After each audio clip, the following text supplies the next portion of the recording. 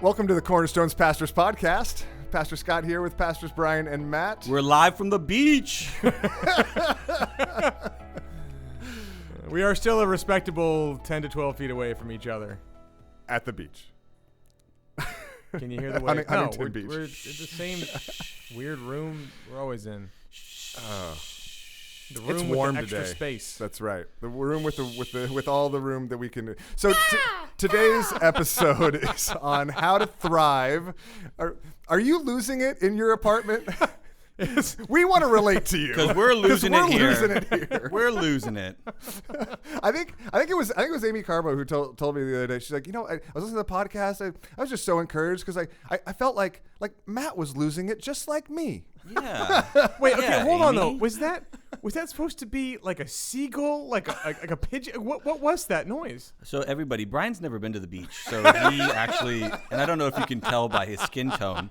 What did the lady say your skin tone was to match your that makeup? was Pale Leslie. Ivory. Oh, It was Leslie. When we shot the video, she had to get makeup for me so I wouldn't look, shiny or whatever on my Yeah. bald head. Yeah, what was that? And the shade was pale ivory, which for those keeping score means that my skin tone is not just ivory; it's paler than ivory. Yeah, Ivory's dark. I am whiter than ivory. Ivory's too dark. Ivory has a better tan. Yeah. Than I do. Yeah, and we That's weren't, what and this is not about, this is not a discussion today about race. We're actually talking about the fact that Brian has never been to the beach, and that's evidence of that. So yes, it was a seagull, Brian. So that was a spot on.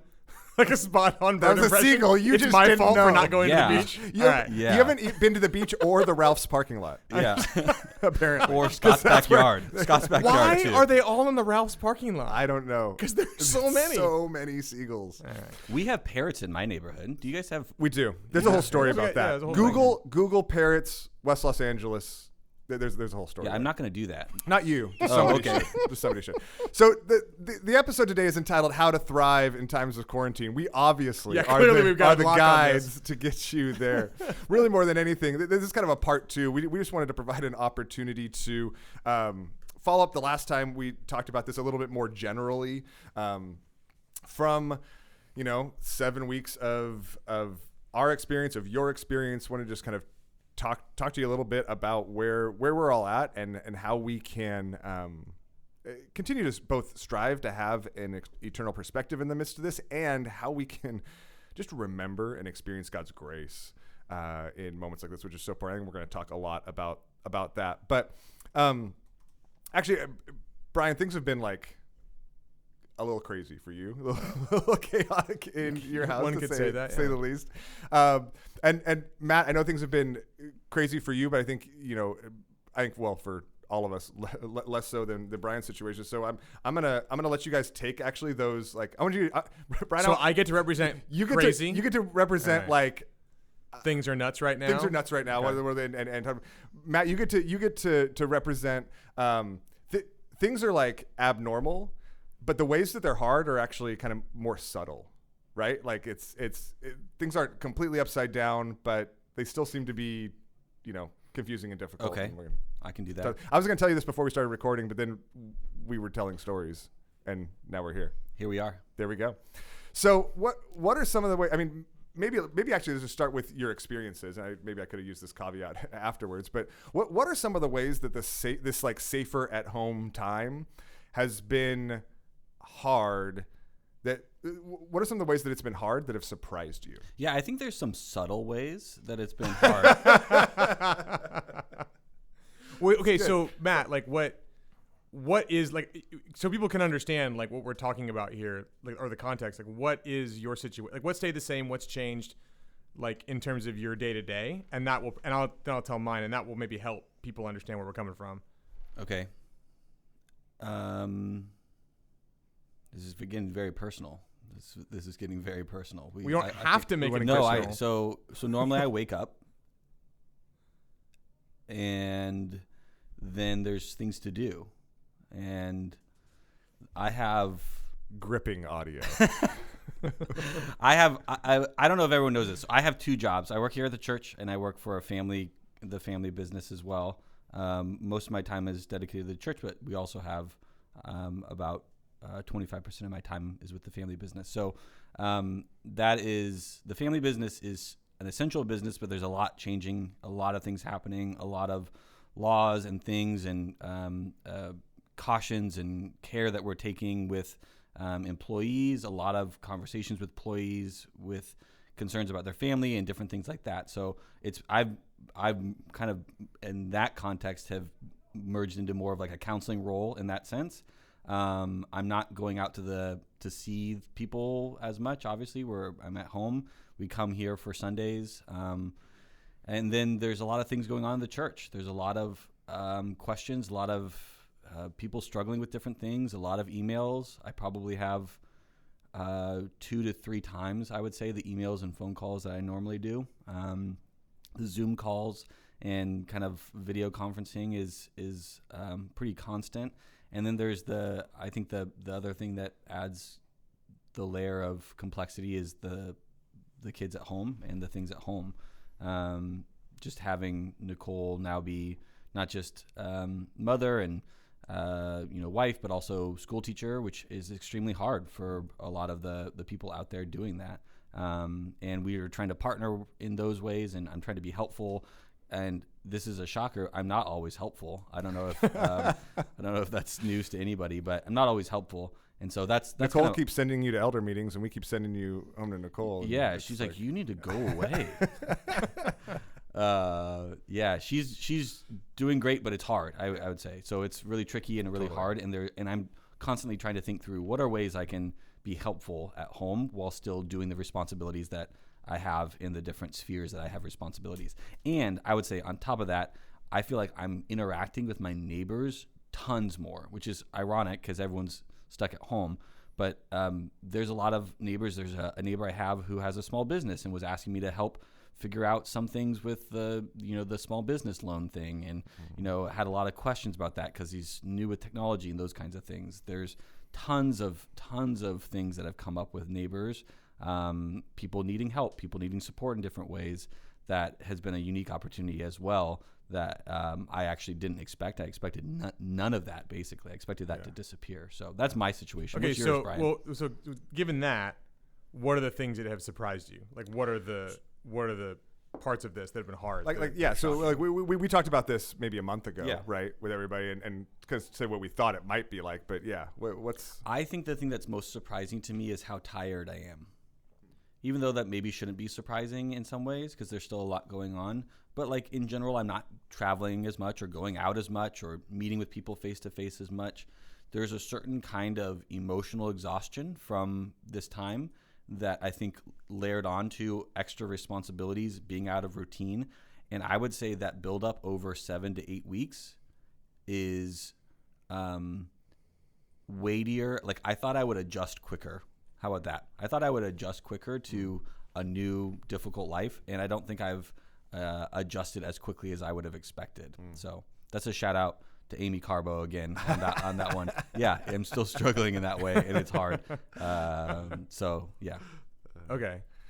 So what about you, Brian? So it's very in a way it's similar to what Matt's doing, just kind of with the volume turned up. Like I feel like we're kind of held together by dental floss right now. We have, so as Matt mentioned, I have 45 children. Actually, somehow in quarantine, he's got 46 now. We're not sure exactly how it happened. So I have 5 kids, 9, 7, 5, 4, and 1. Those are the ages. And so 3rd grade, 1st grade, preschool, and then like just almost learning to walk. And so the Benjamin, and Matt calls him Benjamin. He's gonna be jamming when he's walking, man. I'll let him know. So for us, there's a kind of delicate equilibrium with that many kids, and with certain of my kids, for a variety of reasons, they thrive on a lot of structure and interaction and school and things like that. I mean, all kids do that, adults do that too, but they, in certain unique ways, really. Things go really off the rails when they don't have that kind of consistency. And so doing homeschooling has been just crazy. Like it was crazy at home regardless before. But there's been a lot of tantrums and fights and kind of a lot of like every other minute there's like something that needs to get handled that feels very, very urgent from the kids. And that's on top of like the pastor thing. We're also moving on Saturday. So like packing up the house and not figuring out of that state, not far. Yeah. It's not like, and he's I'm bringing the announcing, family. So it's not just me. like down the street. So and that's involved a lot of questions about the house moving into and like decisions being made about what's going to happen there, and there's contractors and all these things. So that's all kind of conspired to make it so that I'm up till midnight or so almost every night. I'm being woken up at 6 a.m. or earlier by the girls and trying to get Chrissy some sleep. And just generally, it feels like there's a fire that every time you put out one fire, there's a few more. So that's kind of that's been quarantine for me. The thing I've been surprised by, or the things that have been hard that are surprising, is not so much the being slammed of it. Part of it's similar to Matt. I'm surprised that I haven't like adjusted around. I've been able to adjust about most things in life, like in a relatively quick or period that feels about right. This feels like it's taking longer. But also I have been surprised by how often. Okay, so if you've said this before, I'm not mad at you, but people use the word sanctifying when they're Christians just as code for like, oh yeah, it's harder than I thought it would be. It's like marriage is sanctifying. Having kids is sanctifying. It's teaching me about what God's like and all these things. I get that. I have never had that experience personally. I've never been like, wow, this having kids is showing me what God's like. Until now, I feel like I've been pushed and prodded to such a degree that I feel like now I'm starting to understand the struggle of being in a position where they're so young they can't appreciate anything you're doing for them. And normally that's okay because you feel like you're doing a normal amount or a slightly above normal amount. And now everything just feels like there's so much coming. I find myself getting more angry than I thought I would get at things. And not like yelling and screaming or anything, but like it's in there. I feel it. And there are times when I feel like I myself just don't have the space or the capacity. It's hard to process what you're going through. So it's just that slow, ongoing sense of weight that comes in. So on the one hand, just to try and box that up into something, on the one hand, there's sin I'm seeing in myself, and there's ways that I'm understanding kind of God in a new way. Like, oh, this is actually what it's like when your love is just very different than mine, and your posture is very different than mine, and that's how mine is supposed to grow into. And on the other hand, it's just a general surprise by the difficulty of how the weight has worn over time, and it's difficult to not have a plan going forward and to not know how this changes in the near term.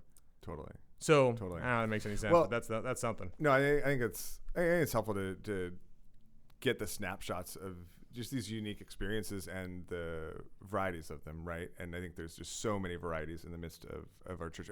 If you were to, Brian, if you were to speak to someone else who's just kind of like, just feels like whether it's because of their family, whether it's because of their particular job or their life situation or even their physical health, like just they feel like life's been turned upside down and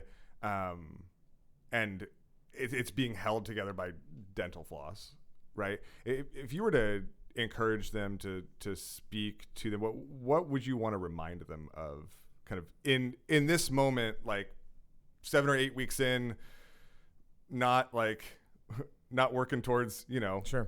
things changing radically in the next week or two. Like how would you I would tell them, a few different things. One, something that I feel like Matt's been pretty good at echoing, even on the podcast. Like there's a lot of grace for you right now. This is not a time, and it shows you how often we think that most time is the time for this. I don't know if there ever is a time for this, but this is not a time where you're being evaluated based on your performance. And so it's helpful just to remind, like, that's not God's posture towards you, and maybe you're realizing that's your posture towards yourself. But that's not. So that's one reminder. The other is, I know you feel like if you just can get through enough, put out enough fires, get through enough work, get through enough whatever, and buy some calm, that's where on the other side of those fires, on the other side of all of the to-dos, that's where some sense of satisfaction or wholeness or peace is, and it's not. God's with you through the fires, not after them. And we need to know that. And then ultimately, like the question of the weight, I want to tell people, getting through this is not where you're going to find peace. That's just not how this works. You might feel a sense of normalcy or a sense of control or whatever. Or relief. Yeah. Or just that sense of like, once this is done, then, and there's some reality to that. Like it's, in some ways it will free up certain time. Maybe, who knows what's going to happen, but there are ways that your life will change, and a lot of that will feel better. But ultimately, God isn't waiting for you on the other side of this to give you comfort. He's in it now. And if you can't have some sense of that as you're running around, it's going to be just harder. And so I'd encourage people just, beg, borrow, and steal 30-second moments to remind yourself that God is part of this too, not just after, and that his rest is here now, not just after. Yeah, absolutely. So good. I think it's so helpful. And so Matt, if you were to encourage someone who maybe like life isn't so upside down that it's like being, held together by dental floss, just to give the analogy, like, but things are obviously significantly different, and that's caused some real struggles, real pain points in the midst of it. So it's not like, it doesn't feel like it's totally okay. Maybe it feels like it's harder than it should be.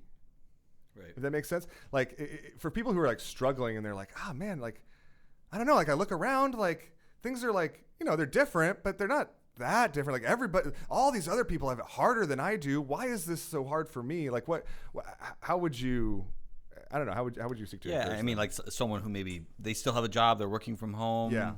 They're not, struggling in the ways that some people are financially, they're healthy and those kinds of things. It can be disorienting in that sense.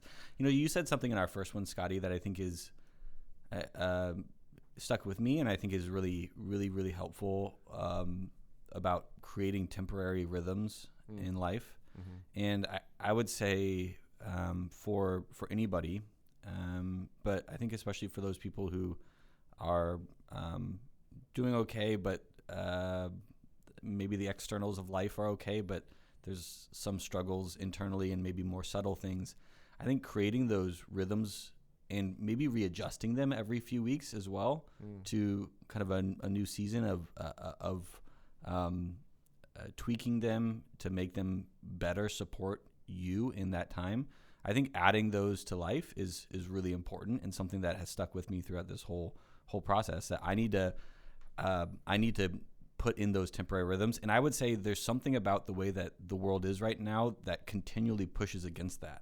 There's something about the way that things are set up that just undercuts our rhythms that we're setting up for ourselves because it feels so unnormal. And maybe it's also like new information's coming out all the time and like things are changing, and maybe what your work is expecting of you is changing constantly, and what everyone else around you is expecting of you is changing constantly. I think there needs to be a regular reassessment of what are the rhythms of my life that I need to orient my heart around God and to set my mind on what matters in the midst of this. And I think that's really, really important. Yeah. It's so good. And I think, well, you said it. That's why it's so good. That is an excellent point. I'm so glad. Not a terrible idea. Not a horrible point. No. And it also makes me think of, it also makes me think of those that are even like, feel like things are like going relatively normal, right? That maybe even more so than that, they're like, we created some rhythms, like things are, things are kind of cruising along. And yet I think sometimes we get surprised by the weight of a season like this, often. And I think that the Lord wants to, I think we see like the Lord wants to use it, right? The Lord wants to use it to, not to sanctify us, but ultimately just to relate to us more, make us increasingly dependent on him. I mean, one of the things that's been interesting, I think, for me is we've been, with our kids being a little bit older, the transition to home's been difficult in a whole host of different ways. We also did a version of this type of homeschool last year with Harper. And so there was a familiarity to it. Like we were kind of like, okay, like, but this is hard. It's not ideal. Managing 4 kids is definitely different than like managing 1, but we've figured out some at least paces that generally work, and I've been able to find some rhythms that generally work, and I had a couple of days this week where I was like, okay, like that was pretty, like, I don't know, I want to see how I can serve others, see who else I can think about, because like I'm feeling pretty good, like this is kind of working, and Thursday night, Laura and I, we try to reserve some time Thursday night for date night, and oftentimes, and especially during this time, that just means like takeout and like Tara's Himalayan cuisine. Tara's, love it. Eat local, everybody. Order Tara's. Is it even open right now? It totally is. Oh, eat Tara's. Totally is. You can get takeout there. Hidden Garden Thai, love that. Give me some Penang. Ooh, there we go. And so we wanted some sushi on Thursday night, and our sushi place. Now I'm like blanking on it. The name of it. It's on Washington, like right where like the Washingtons come together. Copenhagen? No. Oh, right. It's right across the street from Copenhagen. It's right across the street from the Copenhagen Bakery. Anyways, it's going to come to me later on. You have a computer in front of you. I Metro do. Cafe? It's not the Metro Cafe.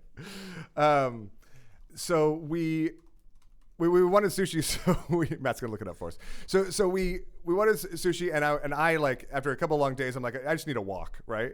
And it's a couple of miles away, but totally worth it. We're just gonna go walk, pick up our sushi, walk home, and we get about 3/4 of the way there. Uzumaki, so good. I always want to call it Ekamai, but that's the Thai place. Uzumaki, that's exactly it.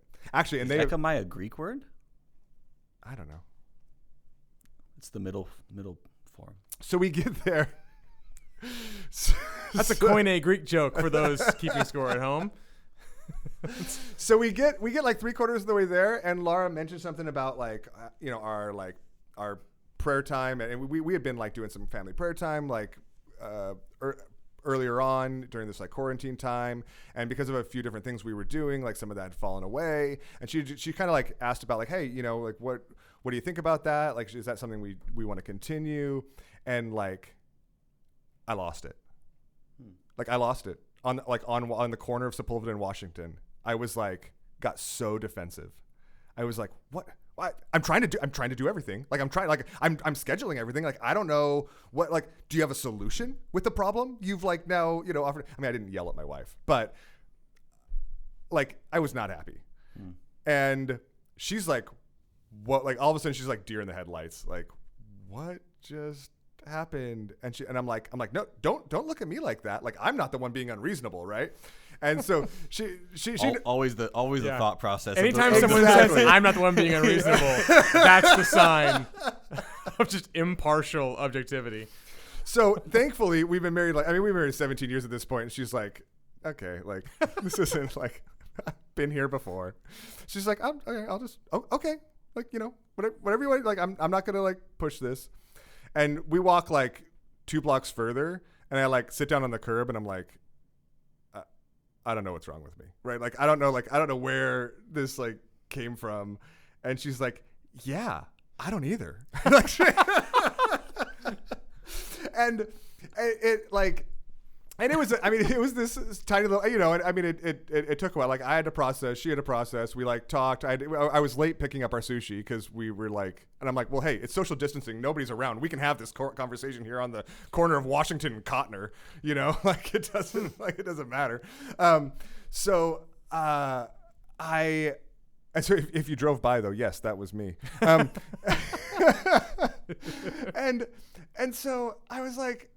But what it reminded me was, number one, just of how the tensions, the difficulties, and the pressures in this like push on all of us in unique ways. Number two, how like we're coming into this situation, like it's not like our hearts like all of a sudden got perfected, right? And we don't have these same tensions and struggles and the things and the defensiveness and the pride and the confusion. In fact, sometimes like these situations are even more confusing.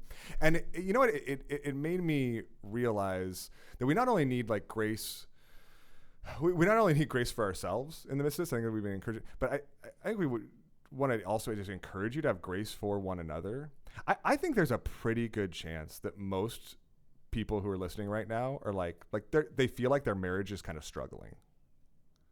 Like I'm not sure if this is a situation where people are like, you know what, my marriage is thriving. Like this is what my marriage was like designed for.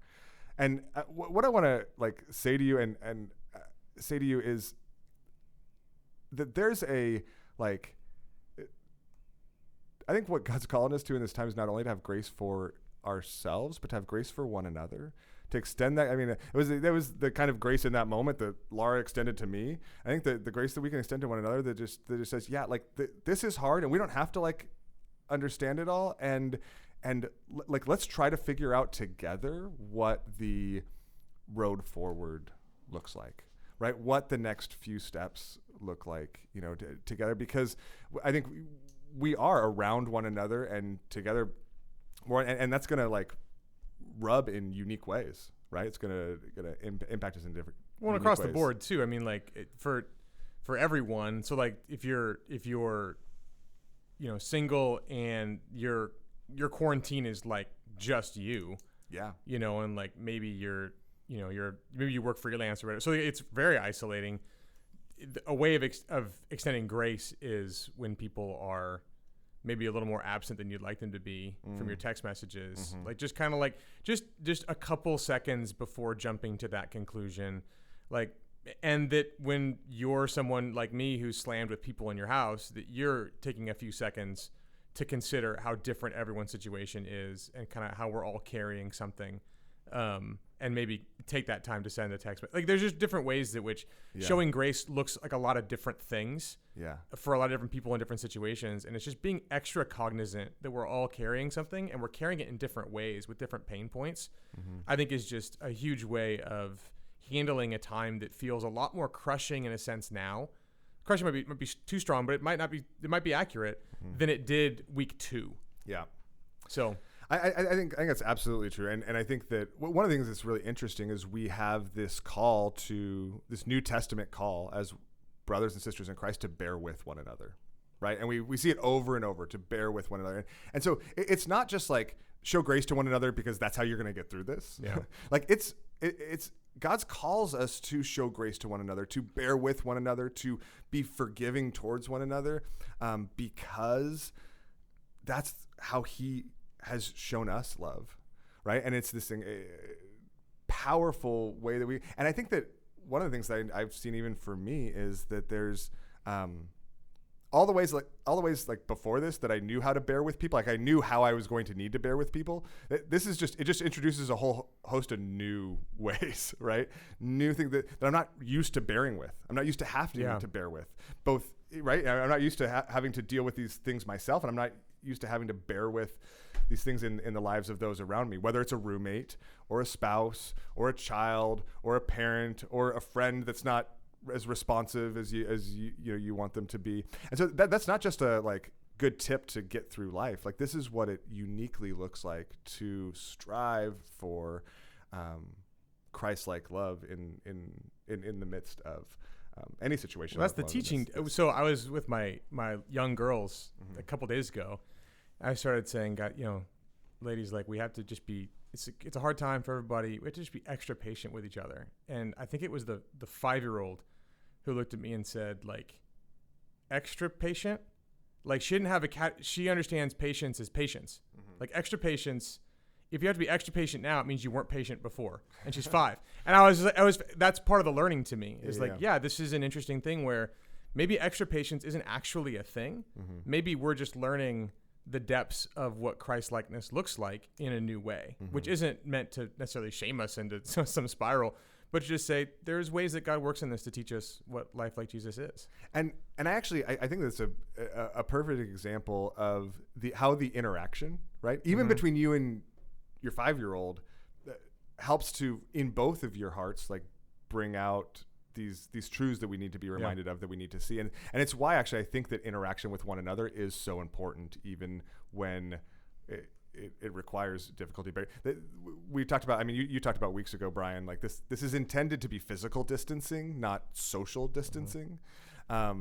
we do need to be physically distant from one another. But if you're particularly struggling, if you're particularly having a hard time, even if your marriage is having a particularly difficult time and you don't know what to do, like you don't know where to go, you don't know where to turn, or your relationship with your roommates, right? Or you're maybe living alone and you are feeling like lonelier than you've ever felt in your life. Like we want to bear with these things together in our community groups, in our relationships with one another, as your pastors. Like that is our greatest heart, is to walk with you through this. And so the reality is when we check in, reach out to us. When we check in, like feel free to be honest with us. Like we wanted to be honest. We wanted to be honest today with you, just about kind of some of the places we're at. In order Pastors' Problems. That's what the name of this one is. But more than anything, to kind of open the door for you to have these conversations with one another, and for you to have these conversations with us if need be, because we really do desire it and recognize the fact that this is a unique season where God is calling us to show grace, to bear with one another. And that starts with, the only way we can do that is to remember and be reminded of his grace. And that's what we're in one another's lives for. So, well, and I know you're kind of wrapping it up, but community. Yeah. We were doing our community group Zoom call, right? Closing prayer. Eric Boucher was praying, and we're moving on Saturday. And he said something in his prayer about the idea of like moving into a new home, and this kind of echo of like getting finally home, which was not a category I had been thinking in at all. I was thinking about how to get moving boxes, and like if I need to like, do you Clorox box? Like how does this work? And like all the, like I was just head down. And I've been ruminating on that, and that's a piece of community helping. But I think for a lot of you out there right now, like there is a big question mark of when is this all done? Like when is this finished? And I think that one of the things, despite this being not a great thing, and it's not like this is a wonderful time we're going through, but there is a way of seeing in maybe a clearer light what it would look like to not just come out of a time of quarantine, but to come out of this particular age and into a new one. And that's going to happen one day. Like the light at the end of the tunnel of this is a very, very small flickering candle. And there's a giant, torchlight at the end of all of this. And you think about what it would be like to be able to go out right now and just meet with people and, go everywhere and with no fear, and like how great that would be. And like, just for me, it's been helpful to think a little bit about how this is teaching me what it's going to look like to leave sin and suffering behind. Like there's a much bigger light at the end of this. And if this can point me to that even a little bit, there's something really good that's going to come out of this time, even though this time is not good. That's such an important reminder. Yeah, I mean, I think we should just wrap there. I think we should wrap with our eyes pointed there, right? Remembering that. And we just want to remind you that we, in the midst of all this, that we love you, and the community around you loves you, imperfectly as we do. And that the God who is there, the God who has prepared that day and is preparing in patience for the dawning of that day, is the perfect one who loves us perfectly as well. So hope you have a great week. We miss you, and we will talk to you soon.